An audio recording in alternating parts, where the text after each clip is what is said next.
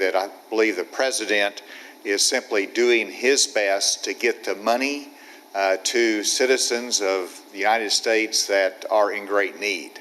This is an economic crisis. We have Arkansans that are hurting, and the President clearly is just trying to figure out a way to get relief to them quickly, and I think that is the motivation behind what he is doing. The best solution is for Congress to reach an agreement that we can have the continued ability to provide the unemployment compensation at some level of increased support for those that are on unemployment. The reason Congress can reach an agreement is that if you agree at what everybody says is absolutely needed right now, which is a minimum of $1 trillion that would go to the support of America, then let's get that out the door.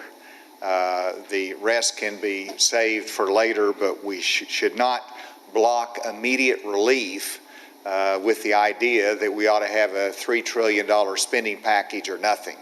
And I think that is important. Now, if you look at from the standpoint of Arkansas, we have 120,000 Arkansans on unemployment assistance that would benefit from a continuation of the pandemic unemployment compensation, the enhanced compensation. If the state has to put up 25%, the state of Arkansas can make that happen, but it would be challenging and would take some time. We will have to adjust some of our priorities. The cost is estimated to be $265 million. And for example, we have put $250 million into reserve of our CARES Act funding that we would not tap into until October. We would have to dip into that in order to be able to meet the 25% requirement over time.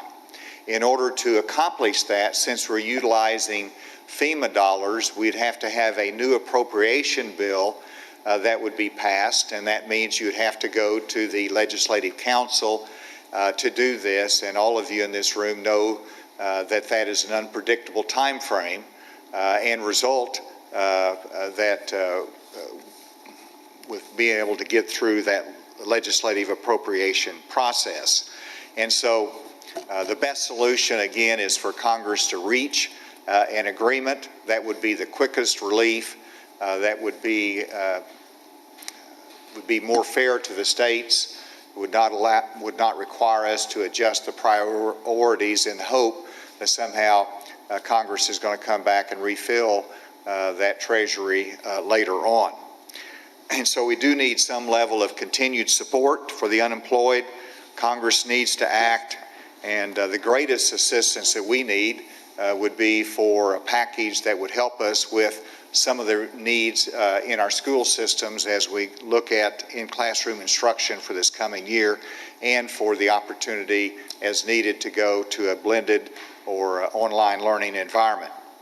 We're going to have to wait for federal instructions to learn more about how this needs to proceed, and so time will tell a little bit more as the week progresses. When it comes to our case report, let me just recap where we were last week. Friday, we had a very large increase of 1,011 cases. Saturday, the new cases were down to 772. On Sunday, the new cases were down to 572. Today, the new cases are at 645, and that would bring our total case number with that increase to 50,028 cumulative cases here in the state of Arkansas. Of the 645, 13 of them are in correctional facilities, and 632 have been in the community across the state. In terms of hospitalizations, we've had a decline of 6 in hospitalizations. It brings us down to 508. We've had 11 additional deaths, and 1/2 of those are as a result of delayed reporting, and that brings our total deaths of Arkansans because of COVID-19 to 555. The counties that contributed to that new cases of 645, Pulaski County was first with 61 new cases. Sebastian County had 52, Garland County 50, Saline County 43, Jefferson County 40, Craighead County 32, Benton County 21, and Independence County 20. Let's look at the graphs that will tell a little bit more of the story. There you can see, of course, where we are today, much, much lower than where we were at the height, but we have more work to do. And then you'll see the 7-day rolling average that has us pointed in the right direction. We need to keep pointed in the right direction. It's certainly leveling off there, but we have to get that down further. And then this is a different look of the same information, but this is the daily average of new cases in Arkansas by week. And this is something that I believe is instructive, because you can see the last week, which was when our mask mandate really was expected to start having some impact. And I believe that you can see the impact of the mask mandate with a reduction of the cases from where it was 2 weeks ago at the peak of right at 800 in terms of average. And now we've declined that well over 100. And hopefully the mask mandate, if everybody continues to comply, they continue to socially distance, we'll continue to see that success, and we're certainly hopeful for that. And then this is the number of active cases that as people recover, you'll see that go down. And then you'll see the next one. This is just going back to where we had the UAMS projections, and if you recall, they projected that on August 10th that we would have 55,000 cases in Arkansas in terms of cumulative cases, and that was projected, and of course we hope to beat that. You see where the 55,000 projection is, which is the light colored line. The bar graph shows that on August 10th, which is today, we're at 50,000, so we beat that projection, and these are short-term projections that were provided by the modelers at UAMS. And then you go to the next slide, and this is a look we take at just every once in a while. It's always like to see how we're comparing with some of the other states, not all of them, but just a few of them. And this is the cases per 100,000, and you see that cases per 100,000, you have Louisiana, Mississippi, Alabama, Texas, Tennessee, and Arkansas, where we come in our cases per 100,000, followed by Oklahoma, Kansas, Missouri, and Kentucky. Of course, everybody knows that sometimes the amount of testing you do does have an impact on the cases that are reported. The next slide says the tests that are being done per 100,000. This gives you a sense that we're doing well in testing, and that gives us some credibility on the cases that we have per 100,000. Tennessee and Louisiana continues to do better in testing for a number of different reasons, but we continue to do well and hold our own in terms of the testing that we try to do in the state. And then this is the positivity rate, which is the area that we have to work on the most. In other words, whenever people go out and get a test, generally 90% of them are negative. We like to keep it below 10% that would be positive, those that seek a test. And here Arkansas, in terms of positivity and the cumulative level, is about 8.5, it looks like, something like that. And you can see where we compare to the other states. And it's interesting that Kansas was behind us in the number of tests per 100,000, but they're higher in a positivity rate. And so let's go on to the next slide. And this is the 7-day rolling average of our positivity rate, where we're going in the right direction, but it's a concern because those last few will be filled in as more test results come in. So I don't get too cocky or too elated whenever I see that downward trend. I look at it more over the longer term, but you can see even over the last 2 weeks we have had some progress made on positivity rate. I believe that I've mentioned the antigen test, which is available at certain pharmacies. We're trying to make it available through the Department of Health. These tests are not included in the PCR test that we just recited. Our goal was to have 10,000 antigen tests through the course of the month. We're at about 1,500, so we want to accelerate that. Hopefully when our equipment gets on board, we'll be able to do more antigen tests that are point of care, that are quick turnaround, that gives people the information they need very quickly. We'll have more to talk about that through the course of the week as we work on trying to reduce the costs of those tests or get payment reimbursement for those and make those more available to the people of Arkansas. With that, Dr. Romero, if you could come and make your comments, and then I've asked Secretary Preston to give us some updates in terms of how they're processing some of the pending unemployment claims still.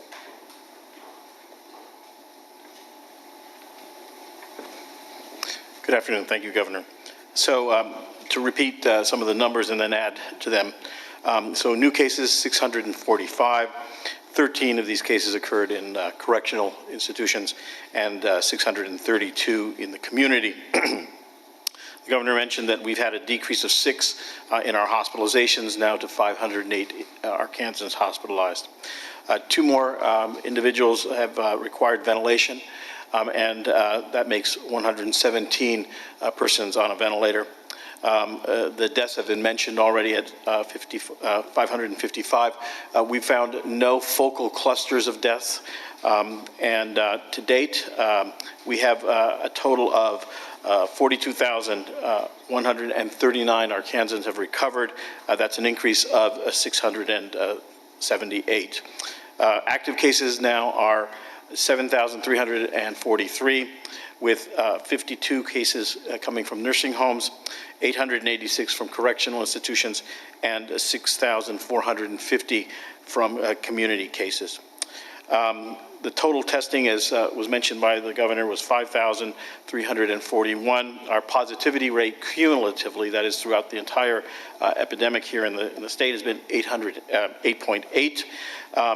Arkansas Department of Health Laboratory continues to contribute a significant number to this, with 1,844 specimens tested in the previous 24 hours. Private commercial laboratories still are depressed for reasons that we've discussed in the past, 3,194, and University of Arkansas for Medical Sciences at 303. Total number of tests performed this month are 52,946. So as the Governor mentioned, it's good to see that the trend may be going downward with the number of positive tests. It's still early. We would like to see that continue downward. But if we do see that further trend in the 500 to 600 positives a day during this week, I think that is good evidence that the mask mandate is going into effect, that we're starting to depress the curve. It's important to keep in mind that we shouldn't slack as we start to see these better numbers. I mean, everybody starts to say, yes, we're beating the curve, or we're seeing less, but we need to keep this up, because if we don't, then these will come back again. And then my final comment today will be on alerting parents of a possibility of a new respiratory viral syndrome that may start to be seen starting this month and well into November. And this is due to a group of viruses called enteroviruses. There is a syndrome that has been described for several years now, in which children develop acute paralysis or acute weakness of the arms or legs. We expect from the CDC to see more cases of this year. You'll hear me talking more about this as we go forward, but I want parents to be aware of this, and it is another reason why wearing masks, washing hands is protective, because that virus also, we believe, is transmitted through respiratory secretions and through poor hand hygiene. So again, I'll talk more about this in the future, and then I'll turn it over to Secretary Preston.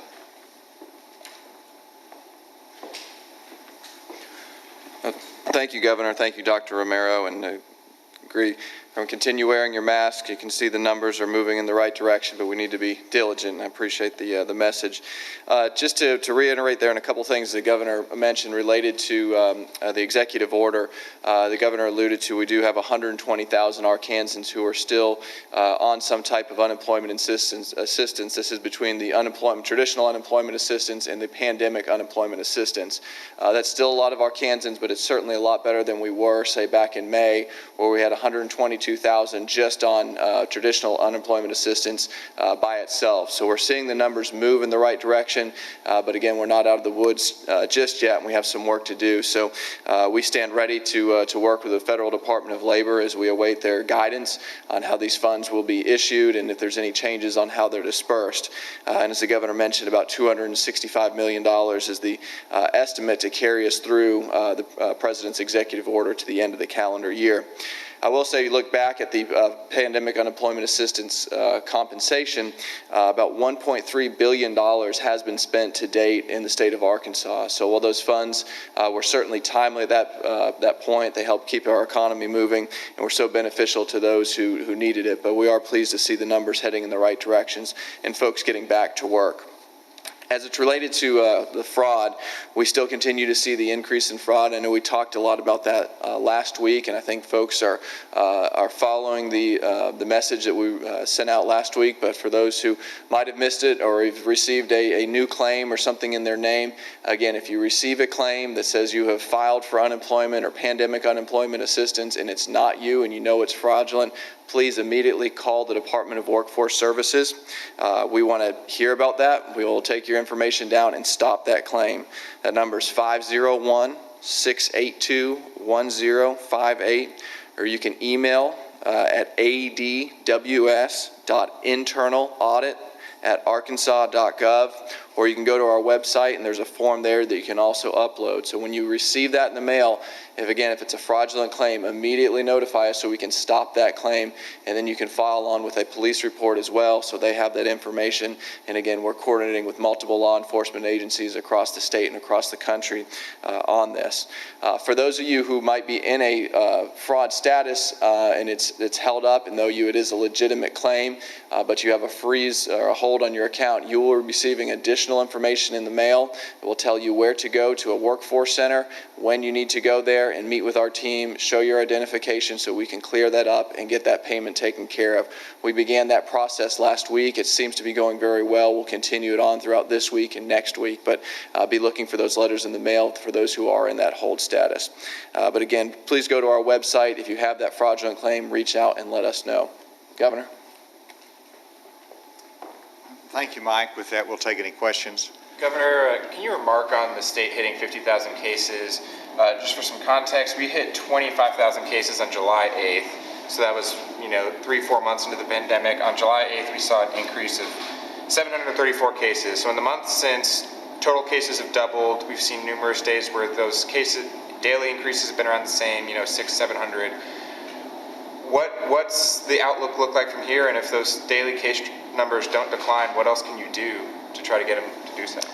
Well, it's a very good question, and we've accomplished the objective of making sure that we manage the COVID cases in a way that our hospitals can handle the requirements to make sure that we had the PPE, the infrastructure in place. And so in that sense that, it's been a good management of how and extending the cases out. The other part of the good news is the fact that UAMS was projecting a 55,000 at this point, where we're at 50,000 on August 10th, which means, again, we're beating the curve and beating the projections. Now, this is not the place to flatten it out.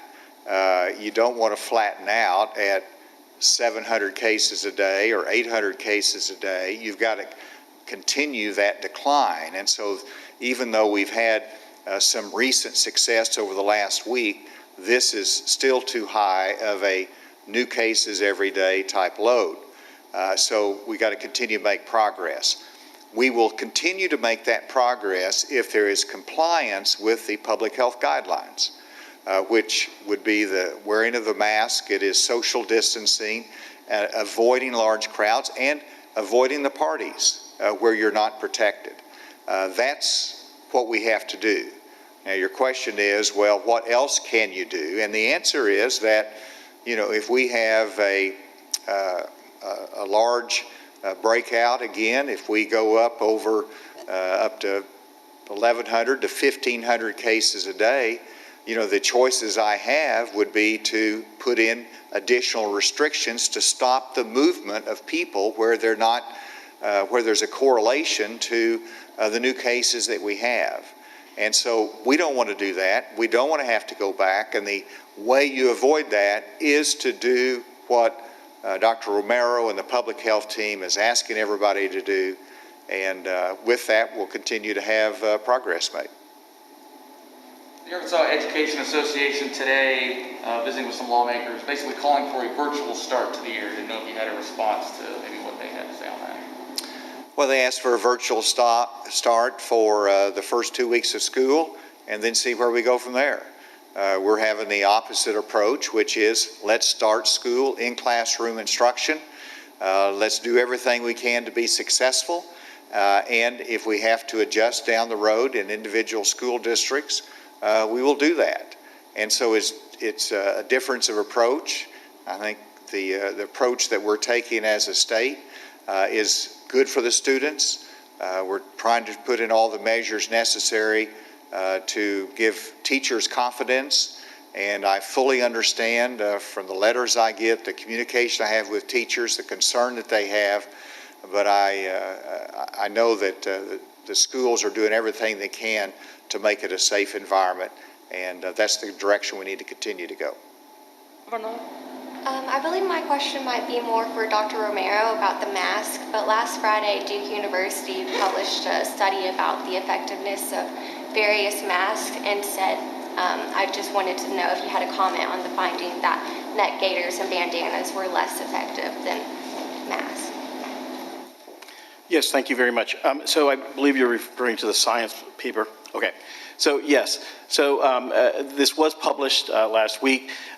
This group of investigators looked at different materials. I believe they looked at 14 different types of material with regard to masks. So cotton masks, the polyester masks, they work very, very well. They work almost as well as surgical masks, which is really very nice to know.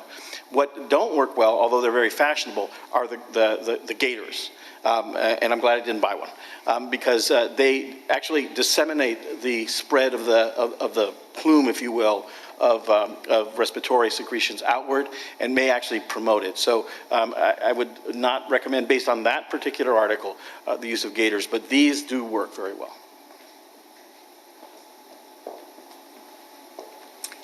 Are there any other questions remotely? Yes. Yeah, Governor, this is Andrew with AP. I want to ask you a couple questions related to the president's executive orders. On unemployment, do you have a timeline for making a decision on whether the state's going to put in that 25%? And are you concerned, based on your comments, I got this, but just want to see, are you concerned that there's not the support in the legislature for that appropriation? And separately, wanted to see do you have concern about there not being additional money, given the stalemate right now, there not being additional money coming forward for states and cities at this point? Well, Andrew, you'll have to refresh me if I forget some of the points that you raised. But in terms of the General Assembly, no, I know that they will always act in the best interest of Arkansans. I just don't want to be presumptuous as to predicting how they would act or to circumventing their own review. So that my statement was out of respect for the role that they appropriately have. Obviously, whether it's Congress at the federal level or the General Assembly, they control the purse strings. And we don't have sufficient appropriations that have been given to us already, and so we have to go back to the legislature, and that will be a role that they would play. It is relevant that means it's not going to be immediate, though, and it will take some time. Another part of your question was, when will I make my decision and try to determine whether we're going to pursue that? And the answer is I want more information first. I want more additional guidelines from the federal government as to how this will work. I also will continue to work with Secretary Preston to make sure we have a good handle on the numbers. And then it's a question of whether we should reallocate some of the funds that we have toward this effort for current unemployment compensation, because right now it's allocated to helping our students to be better prepared for online distance learning if necessary by putting funds into high-speed broadband. And so we'd have to reallocate some of that money, and part of that consideration is will Congress be, if we put this money out there now to fill the gap, will they be replenishing the funds coming to the state down the road? So all of those things are important before I actually make a decision on that, and we'll continue to work on it. Governor, this is Erica Thomas with 5 News. I had a question for you about football practice. Southside in Fort Smith and Bentonville High School football teams have both had players test positive for COVID-19 and have continued to practice. Can you explain the directives for high school sports again and how they're still being allowed to gather even though they've had exposure to COVID-19? Well, sure. Whenever you look at the guidelines, and just because one student has a positive test or is quarantined doesn't mean that the whole team is. You have to look at the individual circumstances, the level of contact, and make a determination, a judgment in conjunction with the Department of Health. And, you mentioned 2 schools in Northwest Arkansas. We had another high school that there was one student that was positive, and so they, quarantined the whole team. Well, that was an error. And so we went back and said that wasn't necessary, and we made a different determination. So that's going to happen in terms of a positive test. There's not a surprise there, and it's not a surprise that they continue practicing once they look at where the contact is and where the risks are and who should be quarantined. So that's what is consistent with our public health guidelines. Dr. Romero, do you have anything else on that? Yep. Another question? Governor, this is Chelsea Helms with KNWA in Fayetteville. There are reports the Big Ten may cancel this football season. Do you have any thoughts on what the SEC should do this fall? Well, the short answer is no, I don't think they should cancel the season. There's a lot of factors that they have to look at. I know that they've been working from the University of Arkansas standpoint with our Department of Health. There's an approved plan that we're comfortable with in terms of the limitations on fans that are there, in terms of the athletes, student athletes that are on the field. One, they have to be willing to do it, and they want to do it. That's why they went to get their scholarship, and they want to play for SEC ball. And then secondly, are the coaches prepared to do it? And the coaches are not saying we need to back off from the season.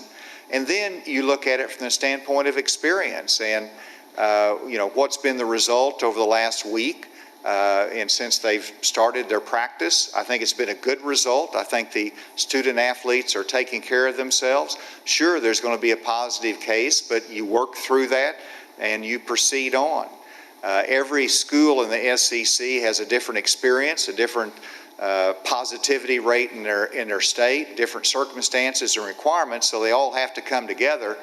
But I hope that we have SEC football this year. I'm supportive of that, and I hope that they move forward. Governor. With any conference officials or ADs, and what do you think the actual likelihood that season is going to happen is? I've only spoken with Hunter Yurchek at the University of Arkansas in terms of SEC football, and so that's the only inside information that I have. Hutchison? Yes. Yes. Elijah Mundy, KJRW Radio in Mid-South and KCAT Radio in Pine Bluff. With football being a contact sport and so many hundreds of players in college and high school coming together from all areas each week to play, and since face mask wearing has become so important, will football players and coaches be required to wear a face mask during the game? In terms of the coaches and staff, yes, they have to wear a face mask unless they are significantly socially distanced from the players. And we actually discussed that today, that, if you've got a coach that's yelling at the players, he needs to be 12 feet away from them, unless he has a mask on. And so, you want to be able to have that distinction where a coach can, with a proper socially distance, be able to talk to the players. But otherwise, they are required to wear a mask, and that would include during the game. Players, the football players while playing. Was that a question? Yes, what about will the players while they're out playing on the field be required to wear a face mask? No, they are not required to wear the mask like I have in front of me. Obviously, they continue to wear their football gear, which includes a face mask, and they may have protective shields as well, depending upon the resources of the school. But no, while you are actually in physical contact on the football field, you do not have to wear a cloth covering. Can I ask one more question, Governor? This is your last one, but go ahead. Okay, I appreciate that. The scientific evidence is that the coronavirus can live on surfaces for hours and even days. And with thousands of kids and hundreds of teachers coming back to school, is there a required plan to have a team of experts each day to regularly come into every school to sanitize and disinfect all surfaces and objects where the virus can live and possibly get on children? And also, will there be temperature checks on each student each day as they enter into their schools or classroom? All right, Dr. Romero, can you address the surfaces and how the virus may or may not spread on surfaces? So, yes, there is evidence that the virus can persist on surfaces. And really the days that you were referring to are under experimental conditions and not typical conditions. But routine sanitation, that is wiping a surface down with whatever your designated solution is, alcohol wipes, bleach solutions, soap solutions, are enough to disrupt the virus and to prevent its spread. So you don't really need a deep cleaning hazmat team to come in every day to go ahead and clean, as long as you have good sanitation on the surfaces that are frequently in contact. Governor? All right, this will be the last question remotely, then we'll come back to the table, but go ahead, please. Governor, the Fayetteville Education Association is holding a peaceful protest today for safe schools. Okay. Sorry, I keep getting muted here. Have you been meeting with these Fayetteville teachers? Do you know what their concerns are exactly? Well, I've heard from a number of teachers, including those in the Fayetteville School District. I hear from teachers all across the state, and I've also met with representative of different teacher associations. So the answer to that is yes. In terms of protest, I think that illustrates the fact that whether you are in a classroom or whether you are elsewhere, there's activities that you can be put at risk. And if you're in that activity, we have to take steps to protect from the spread of the virus. And those are the measures that we're trying to accomplish as we get ready for school, which is 2 weeks away. Back to the table. Do we know how, how many accounts have been unfrozen the past couple of weeks and how many are still frozen? I think on the total frozen is about 37,000 between the two. We've been working the last couple weeks. I don't have off the top of my head right now how many, but we could look at that. It'll probably be, as I said, we started this mid last week of unfreezing the ones and the verification and going through a week of that. So I'd say by the end of this week, we'd have a solid number of where we currently stand. Last question right here. Has the state received any of the testing kits for the antigen tests, or are we still waiting on them?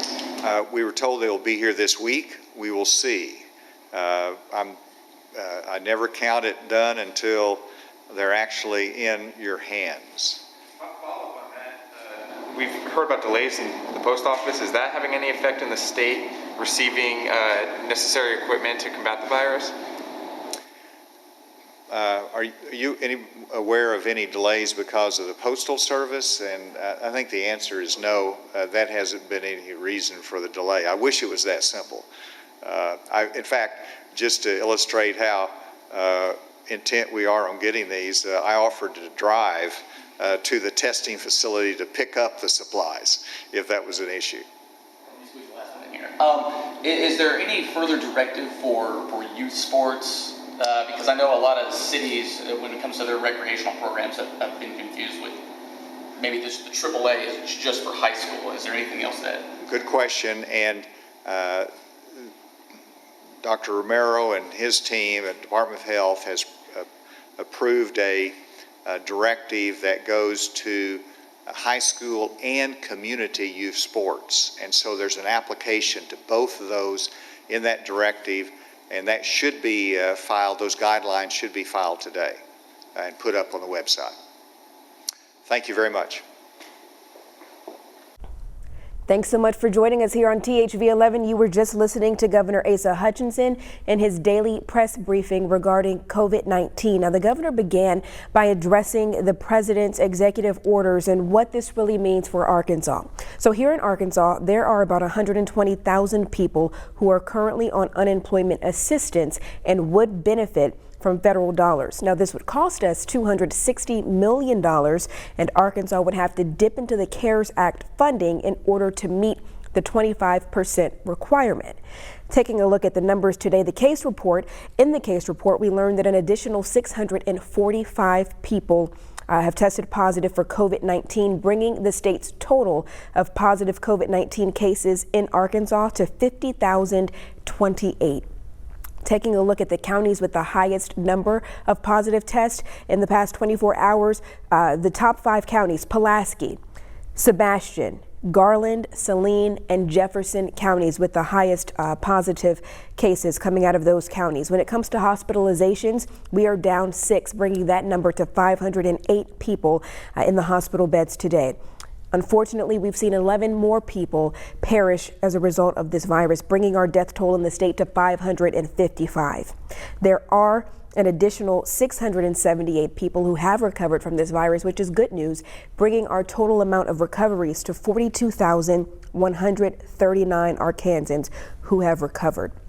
Now, with the number, when you take a look at those trend lines that the governor shows us each day with the graphs that are illustrated, the number of positive tests, they're going down, which is good news. And it's evidence that shows that we are starting to flatten the curve after that mask mandate was put into effect. The governor said that he does not want to go backwards. He wants to continue to move forward. While this is good news, he doesn't want any of us to let up and take this for granted. So in order to do so, you need to remember to practice your social distancing. Make sure that you're staying 6 feet away from people when you can, and when you can't, making sure that you're wearing your mask and your face covering. Just a reminder for you all, THV 11 is constantly working around the clock. We're updating numbers, we're getting your questions answered. So please, I invite you to join our website, thv11.com. Take a look at those numbers and stories that we're working on. As for how COVID-19 continues to impact the state, we have our journalists working on putting those stories together for you. You can join me back here tonight on THV 11 News at 5, 6, 6:30, and 10 for the very latest developments. I'll see you then.